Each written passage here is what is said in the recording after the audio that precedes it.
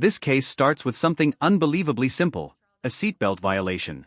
But within minutes, it spirals into a full-blown felony situation that could land someone behind bars for up to 20 years. What went wrong? A refusal to comply, a courtroom full of frustration, and a judge who is clearly running out of patience. The real question is, how does something this small turn into something this serious? And more importantly, who's actually in the wrong here? It doesn't matter if you were pulled over for listen to me. This is why we're hearing stuff all over in the news. It doesn't matter what you think. If a cop pulls you over, then you take the ticket for not wearing your seatbelt. This is all over not wearing your seatbelt, and here you are in felony court, and you're still not taking responsibility. I was pulled over because I was in a I stay in the area. I was pulled over because... Hang on. Don't talk yourself out of this again. Because if you want to talk yourself out of it, we'll put it on the trial docket and we'll get it. I refused to go along with the deal because she didn't accept responsibility for the crime. Uh-huh. And then we came back and she did accept responsibility, so we replayed for the same. Okay. There was a different attorney involved on the first time, and then I was appointed. She pled in May of last year.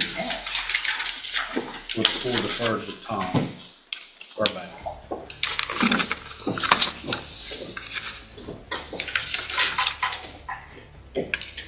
So nothing else was done as far as them talking to Miss Johnny about acceptance of responsibility. The only thing Miss Johnny said, they called and asked her for her updated address, and that was it. Okay. So, Miss Johnny, I'm going to ask you again, and I know we probably went through this before. First of all, you're Kirsten Johnny? Yes.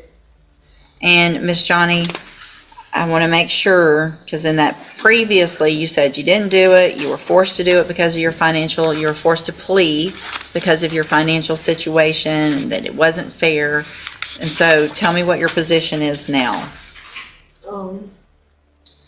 I never really said I didn't do it. I said it was an accident. Okay. I still feel the same way a little bit. All right. I'm not gonna say I do feel the same way. Now I understand, but you're not disagreeing that you didn't. I said it was an accident. Somebody grabbing you by your foot. That's like somebody accidentally hit you in the back of your head. You're gonna have something that's normal.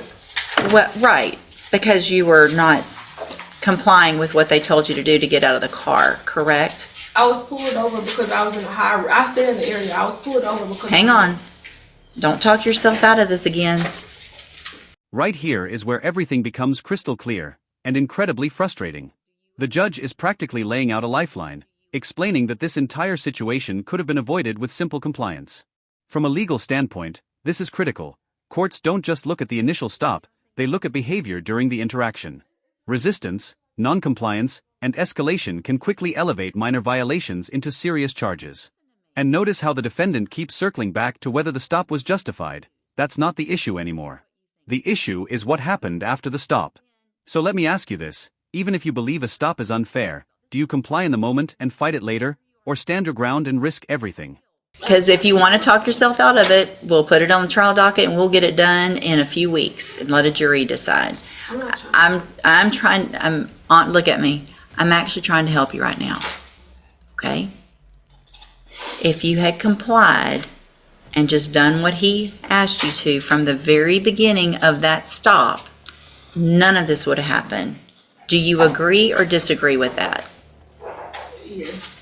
Yes, what? Yeah. No, do you agree? Listen to the question. Do you agree with that statement or do you disagree with that statement? I don't want to lie. You don't like it, do you? You don't think he should have done that? It's not that. I feel like we was pulled over for no reason. If you follow... It doesn't matter if you were pulled over for no... Listen to me. This is why we're hearing stuff all over in the news. It doesn't matter what you think. If a cop pulls you over, then you take the ticket for not wearing your seatbelt. This is all over not wearing your seatbelt, and here you are in felony court, and you're still not taking responsibility for the fact that he said, hey, ma'am, do this. And you said, I don't think you should have pulled me over, so I'm going to do whatever I want to do. And I'm going to lodge my foot against the door, and I'm not going to get out. I'm going to make you drag me out of my car, and then I'm going to kick you because you shouldn't have pulled me over in the first place. When all you had to do was get your ticket, go to JP court, and try to fight it there legally. But here you are in felony court for a second-degree felony instead. So do you want to try to tell that story to a jury, or do you want to accept some responsibility today? I don't feel like going to trial. You don't feel like going to trial. Well, there's two parts to that question. Do you feel like accepting responsibility? Yes, ma'am. Do you think it would be a better idea next time you're pulled over to comply and just do what they ask you to? Yes. And Your Honor, just for the record, Miss Johnny did review the video with me in my office, so she is aware of what all transpired. She saw it. Do you have any reason to believe she shouldn't be pleading to this from what you saw? I do not. So, you even saw how you acted.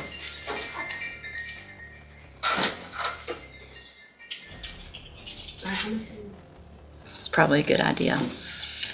All right. I'm going to find that you previously entered your plea of guilty freely and voluntarily. I'm going to find sufficient evidence to find you guilty. I'm going to follow the agreement that you made with the district attorney.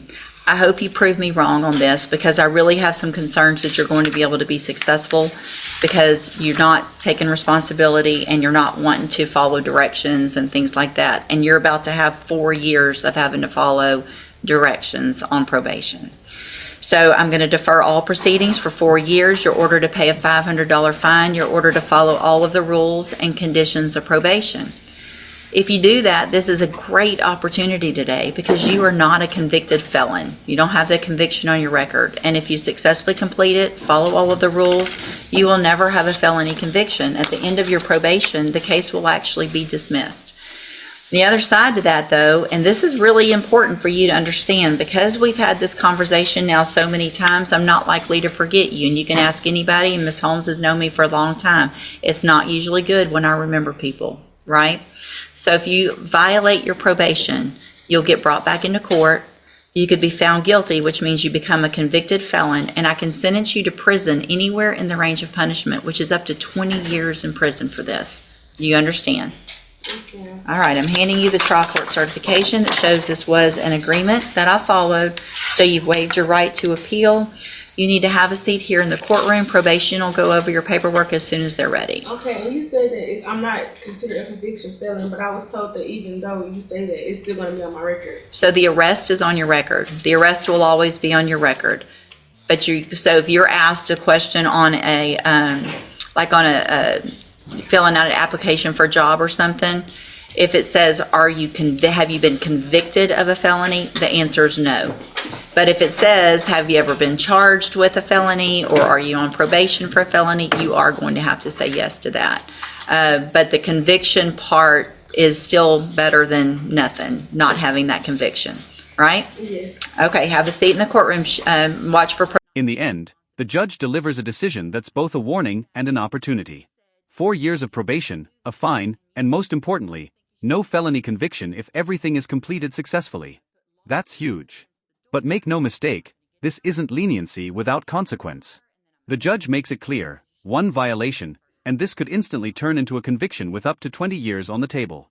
Legally, this case highlights a powerful lesson. Compliance during police interactions can dramatically impact outcomes, and courtroom accountability matters just as much as the original incident. Now I want to hear from you. Do you think the judge was fair or too harsh given how this started? If you found this case as shocking as we did, make sure to hit that like button, share your thoughts in the comments, and don't forget to subscribe for more jaw-dropping courtroom breakdowns.